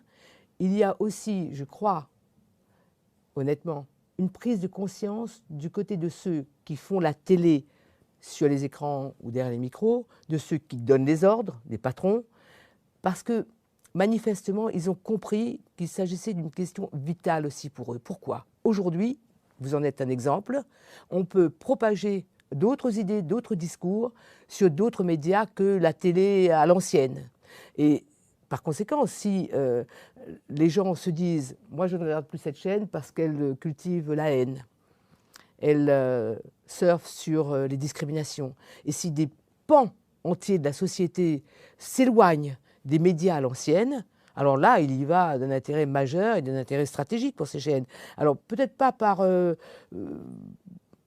éthique, mais par calcul. Oui, les dirigeants de chaînes ont commencé à comprendre qu'il fallait mieux représenter la société d'une façon plus respectueuse, parce que cela concernait leur propre fonds de commerce, si on peut dire les choses comme ça. Alors on l'a brièvement évoqué, chaque année le CSA dresse un baromètre de la diversité. Ce dernier montre, on pouvait s'en douter ou du moins le redouter, que la banlieue dite populaire ou les quartiers périphériques sont moins représentés dans les médias que dans la société. Qu'est-ce qui explique cela encore aujourd'hui ? Une volonté peut-être d'ignorer cette France dite périphérique. Il se trouve que je suis aussi membre du Conseil national des villes et que je travaille par ailleurs sur ces sujets de la représentation de ce qu'on appelle les quartiers périphériques, les quartiers populaires, parfois sous un terme générique qui est complètement faux dans son analyse, c'est-à-dire la banlieue. Qu'est-ce que c'est la banlieue ? Et il y a aussi une ignorance. Pourquoi ? Lorsque vous regardez le management, la direction, les gens qui composent les équipes dirigeantes, regardez, comparez. Regardez les itinéraires, regardez qui est qui a fait quoi. C'est bien d'avoir des gens qui viennent des grandes écoles, c'est parfait. C'est très bien d'avoir des gens qui viennent des couches sociales, en principe plus éduquées, plus cultivées, en principe. Mais que savent-ils de la vie à Montrouge, à Cap-Breton dans les Landes, à Saint-Denis de l'île de la Réunion? Est-ce qu'ils ont été au contact des gens? Je ne dis pas qu'ils ignorent, mais c'est un manque de familiarité, de capillarité de la société, des gens tels qu'ils sont dans un bus. Souvent, j'ai dit au CSA, à ceux qui venaient, vous voulez pas venir avec moi prendre le bus 128 à la porte d'Orléans et d'aller jusqu'à Bagneux et au-delà? Alors ça faisait sourire, mais ça manque. Ce n'est pas une considération politique d'être d'un côté de la société ou d'un autre bord, mais c'est la volonté, à mon sens, c'est la mienne, de faire que la France soit plus justement représenter, que tout le monde ait droit à la parole, d'une façon décontractée, d'une façon respectueuse, parce que sinon, il y aura à un moment donné réellement un problème de cohésion sociale. Alors ce mot cohésion sociale, c'est un peu la tarte à la crème, tout le monde parle de cohésion sociale, de vivre ensemble, mais il y a quelque chose derrière. La France s'est construite de cette façon pendant longtemps. Elle a été relativement homogène malgré les apports extérieurs parce que tout le monde se retrouvait à peu près sur les mêmes piliers culturels, sociétaux et donc politiques. Mais vu qu'aujourd'hui nous sommes une société, qu'on le veuille ou non, très multiculturelle, puisque nous sommes une société très multiculturelle, alors il faut se mettre d'accord sur un certain nombre de fondamentaux, ne pas céder sur l'essentiel, mais ouvrir les yeux aussi pour savoir qui nous sommes. Je vous assure que les gens qui ont des racines étrangères, ce ne sont pas des ennemis de l'intérieur, comme on voudrait nous le faire croire. Et à force de montrer des images et d'entendre des sons très négatifs, volontairement biaisés, par ignorance ou parce que politiquement ça arrange certains, ça va nous jouer un très mauvais tour. Alors, je vais me faire un peu l'avocat du diable, c'est le jeu de l'interview sur ce thème-là. Pendant longtemps, on a utilisé le terme de discrimination positive pour évoquer un peu les sujets dont on est en train de parler. Là aussi, on a constaté que le message n'était pas forcément compris de tous. Après tout, une chaîne de télévision, des patrons pourraient avoir à cœur de s'entourer des meilleurs animateurs, des meilleurs journalistes, sans se soucier forcément des origines de ces différentes personnes. Le hasard fait bien les choses, vous allez me dire, parce qu'il y a des gens compétents partout, mais est-ce qu'on doit prévoir des sanctions financières, par exemple, contre les médias, contre les entreprises qui ne respectent pas cette diversité ? Eh bien, il y a plusieurs points. Le premier point, c'est que les télévisions et les radios qui diffusent sur un périmètre gratuit doivent rendre quelque chose, car la fréquence hertzienne est un bien rare, précieux, très très cher. Une chaîne de télé, en fait, c'est construit avec des moyens relativement modestes, même si les équipements peuvent être coûteux parfois. Mais c'est la fréquence qui coûte cher. Or, la fréquence appartient à tout le monde. Elle appartient à ce qu'on appelle le domaine public. Donc c'est un peu comme si vous aviez un lopin de terre que vous le remettiez à quelqu'un pour qu'il l'exploite, donc il faut bien qu'il vous rende quelque chose. C'est le premier sujet. Le deuxième sujet, faut-il des sanctions ? Mais oui, pourquoi pas ? Précisément puisqu'ils exploitent une fréquence, ils exploitent un domaine public qui appartient au peuple français, c'est un très beau mot, le peuple français, eh bien il faut qu'ils soient en accord avec ce pourquoi ils ont signé une convention avec le Conseil supérieur de l'audiovisuel qui agit au nom de l'État. Enfin, il y a un point qui, moi, me paraît crucial aussi. J'ai fait une double mission à ma demande aux États-Unis et en Allemagne avec l'appui des ambassades de France. J'y ai beaucoup appris. Par exemple, aux États-Unis, les producteurs, le lundi matin, ils téléphonent aux chaînes qui ont vraiment mordu la ligne rouge en leur disant « Écoutez, si vous continuez, on va lancer des appels au boycott ». Il y a un groupe de pression avec des analystes notamment, ils sont près d'une centaine maintenant, qui s'appelle Media Matters. Je suis allé à Washington, je suis allé à New York et j'ai vu comment ils travaillaient. Et si nous, les gens, nous tous, nous nous rendons compte que telle ou telle chaîne, franchement, ne respecte pas la base fondamentale de la société, du peuple français, de notre accord, de notre constitution, alors il faut les boycotter.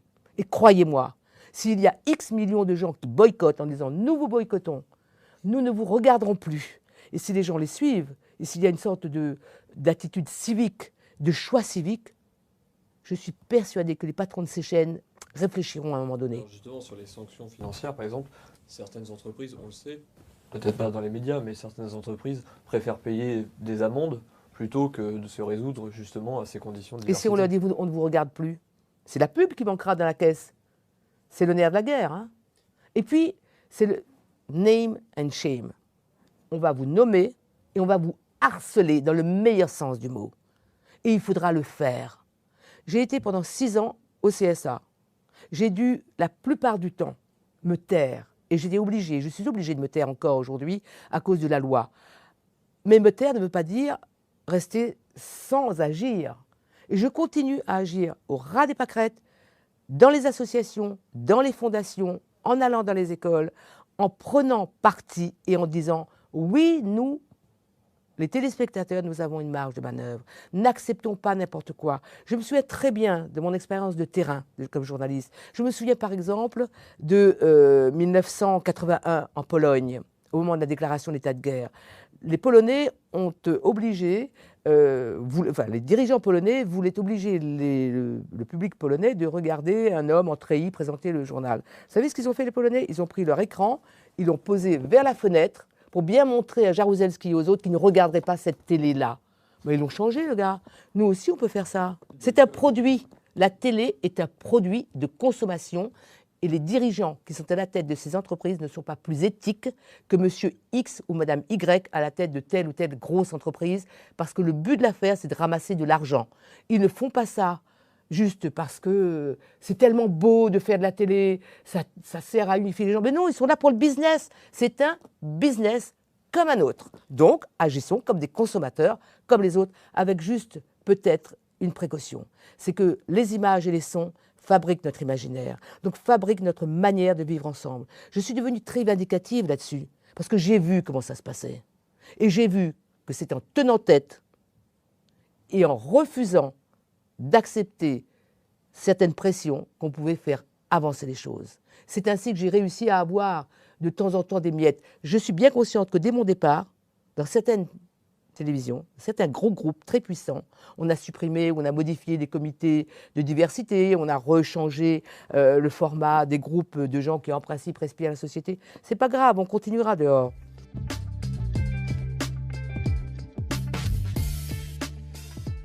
Alors, vous avez évoqué le boycott, toujours avec votre recul et votre expérience au CSA. Est-ce que vous comprenez plus facilement que certaines franges de la population, je pense notamment aux Gilets jaunes, c'est un réflexe, ont l'impression que les médias sont totalement déconnectés de leur réalité à eux? Je ne crois pas que les médias soient fondamentalement déconnectés.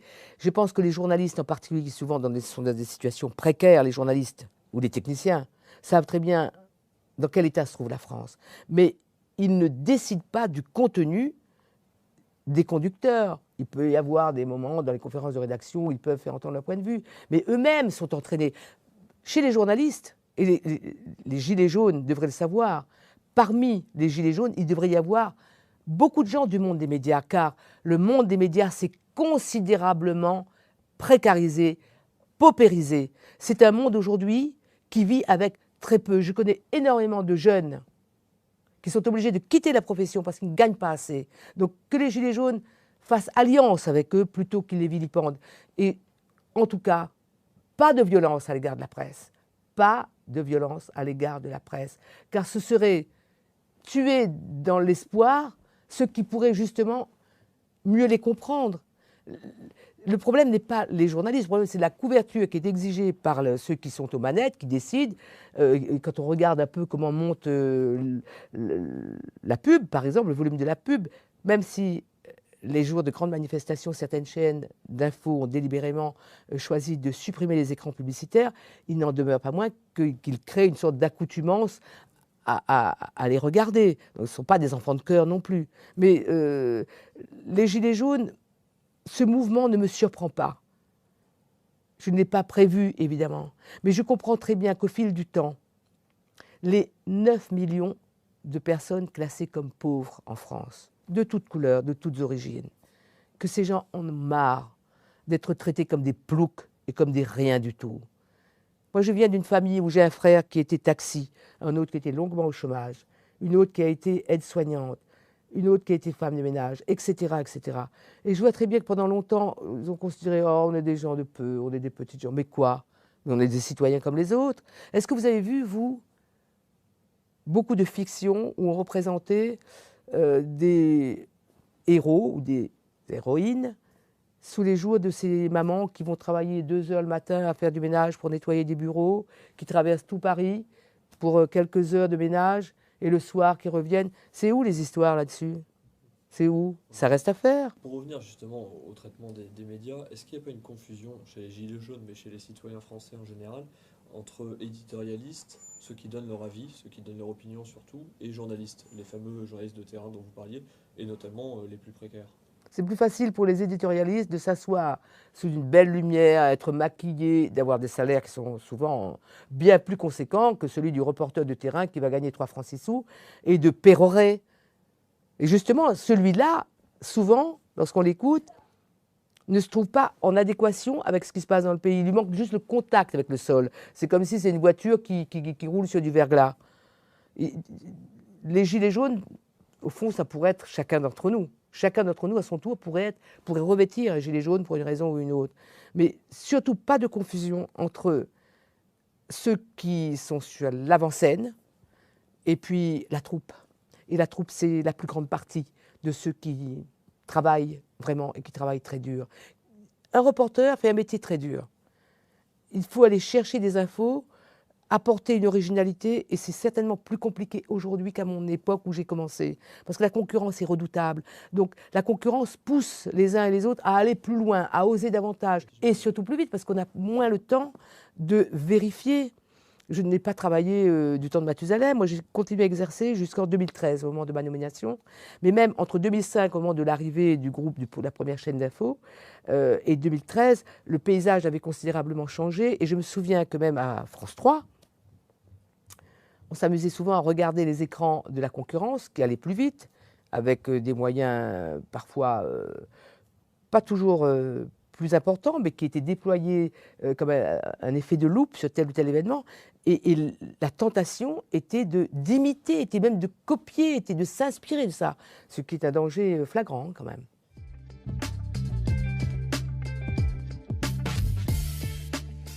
Alors pour faciliter le travail du CSA, j'aimerais évoquer une question un petit peu épineuse parce que c'est interdit aujourd'hui en France.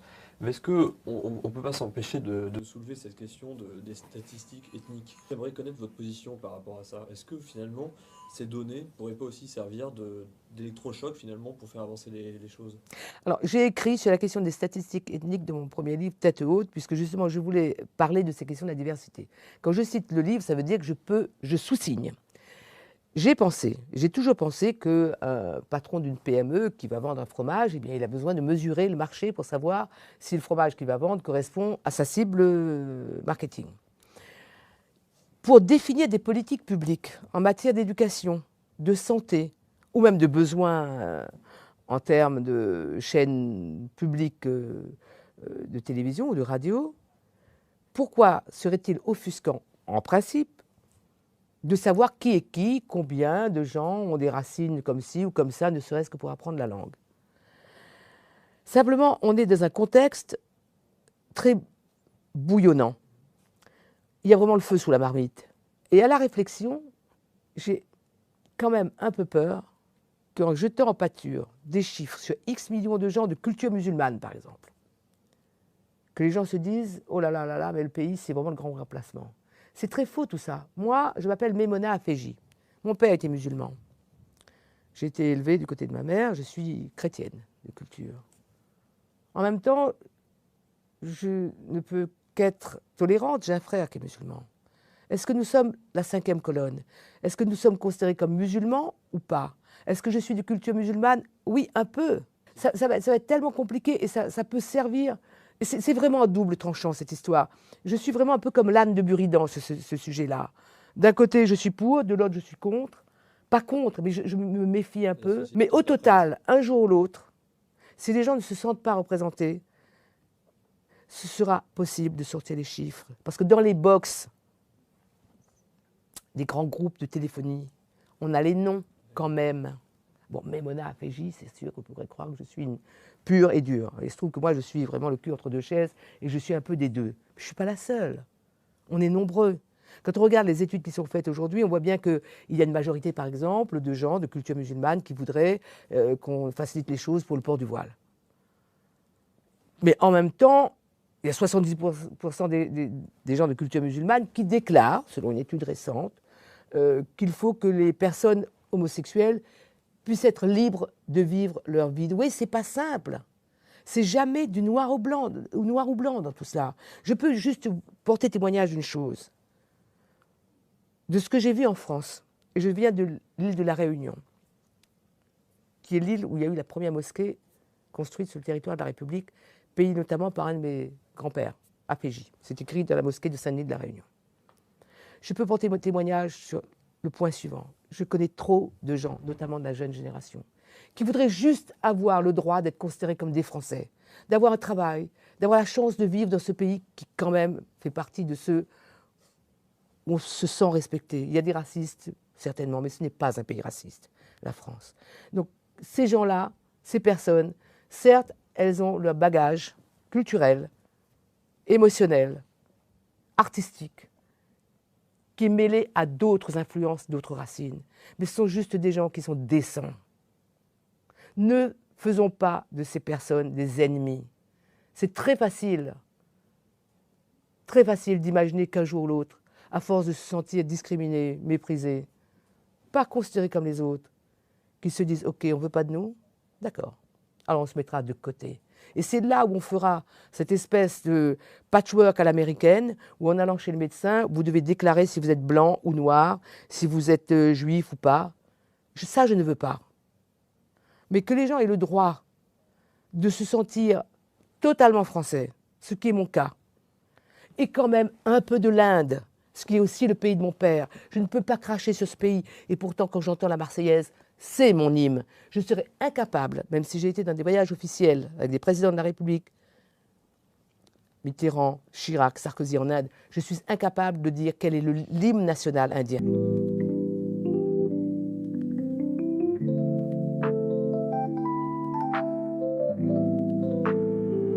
He is saving the dogs. He is protecting the cats. The defender of waterfowl, standing strong where he's at. Guarding with a loving heart every creature big and small, from canines to meowing art. He's the hero answering the call. Save the dogs, protect the waterfowl. Save the cats, the cats, the cats. In the city or countryside, he's there every single day, with a mission and endless pride, paving a better way. His gentle hands and open mind, he shelters those in need. To every paw and beak so kind, in action and in deed. Save the dogs, protect the waterfowl. Save the cats, the cats, the cats, the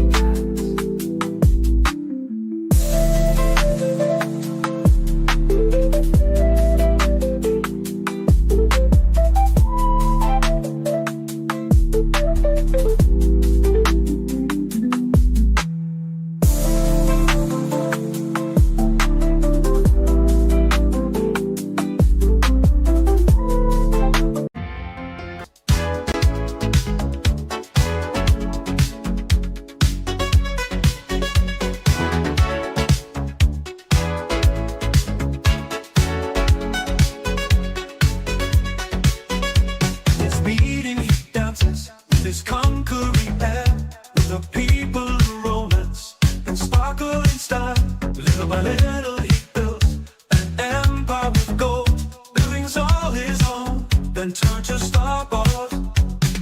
Dogs up in politics, the deep state is in panic.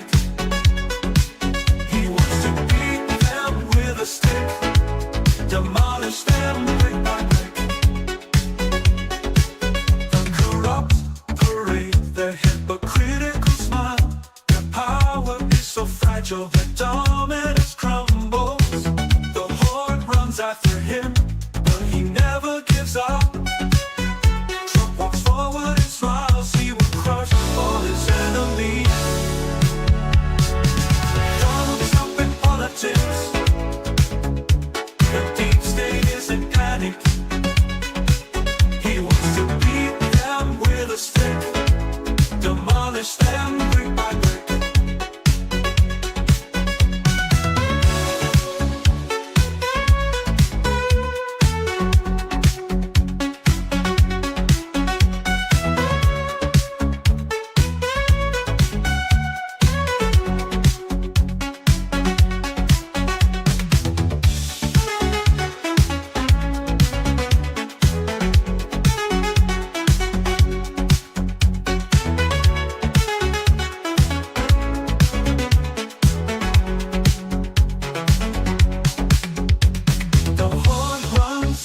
him, but he never gives up. Trump walks forward and smiles, he will crush all his enemies. Donald Trump in politics, but politics, the deep state is in panic. He wants to beat them. I got love for every nation. I got love for all races. I got love for all religions. Got love for so many places. No love for a politician, a congressman, or a senator if the country that they put in first ain't the United States of America. No love for these politicians with corporate interests in other countries. Only one that I serve is God. I don't serve man, I don't serve money. No love for the people living in the USA but always hating it. Got a lot I probably shouldn't say to y'all. Matter of fact, I'll just pray on it. I'm pro-life, pro-God, pro-gun, not ashamed of it. Yo, worshiping bullets, you're killing babies, mutilating children, y'all are Satanists. Supporting the troops in their tour doesn't mean that you're supporting the war. Supporting the freedoms that they fighting for doesn't mean that you're supporting the gore. Supporting the country I live in and loving it doesn't mean blindly supporting the government. The world that we live in is trouble. The turn of the media, we should defund it. Supporting America for other nations does not make me a racist. If you like communism so much, I'll pay for your vacation. America first, the people are hurt. Got vets in the street with nothing to eat and nowhere to work. Sending our dollars overseas and funding these wars. No love for these politicians if they're not America first. America first is countries protect their borders. It's not a controversial subject. I say cause the southern border, it seems to get people upset. I don't care what names you call me, we in $40 trillion of debt. Uncle Sam takes half your money, then you get a low refund check. I am America first. Kamala cares a better purse. I never sell out the people to raise my net worth. The Second Amendment is there to always protect my first. I'm a better rapper than Meg Thee Stallion, and I don't even have to curse. Let's keep the American dream alive and put an end to all the lies. BLM raised billions, and what did they do for black lives? Politicians promise you the whole world, then they backslide. What happened to Hunter's laptop? You know I'm most strapped up. Gun rights are human rights. Feminists been sold a lie. You can mess around and find out. Play stupid games, win a stupid prize. God bless the whole USA, even the ones you hate me. Still fighting for you today, and no globalist paid me. America first, the people are hurt. Got vets in the street with nothing to eat and nowhere to work. Sending our dollars overseas and funding these wars. No love for these politicians if they're not America first.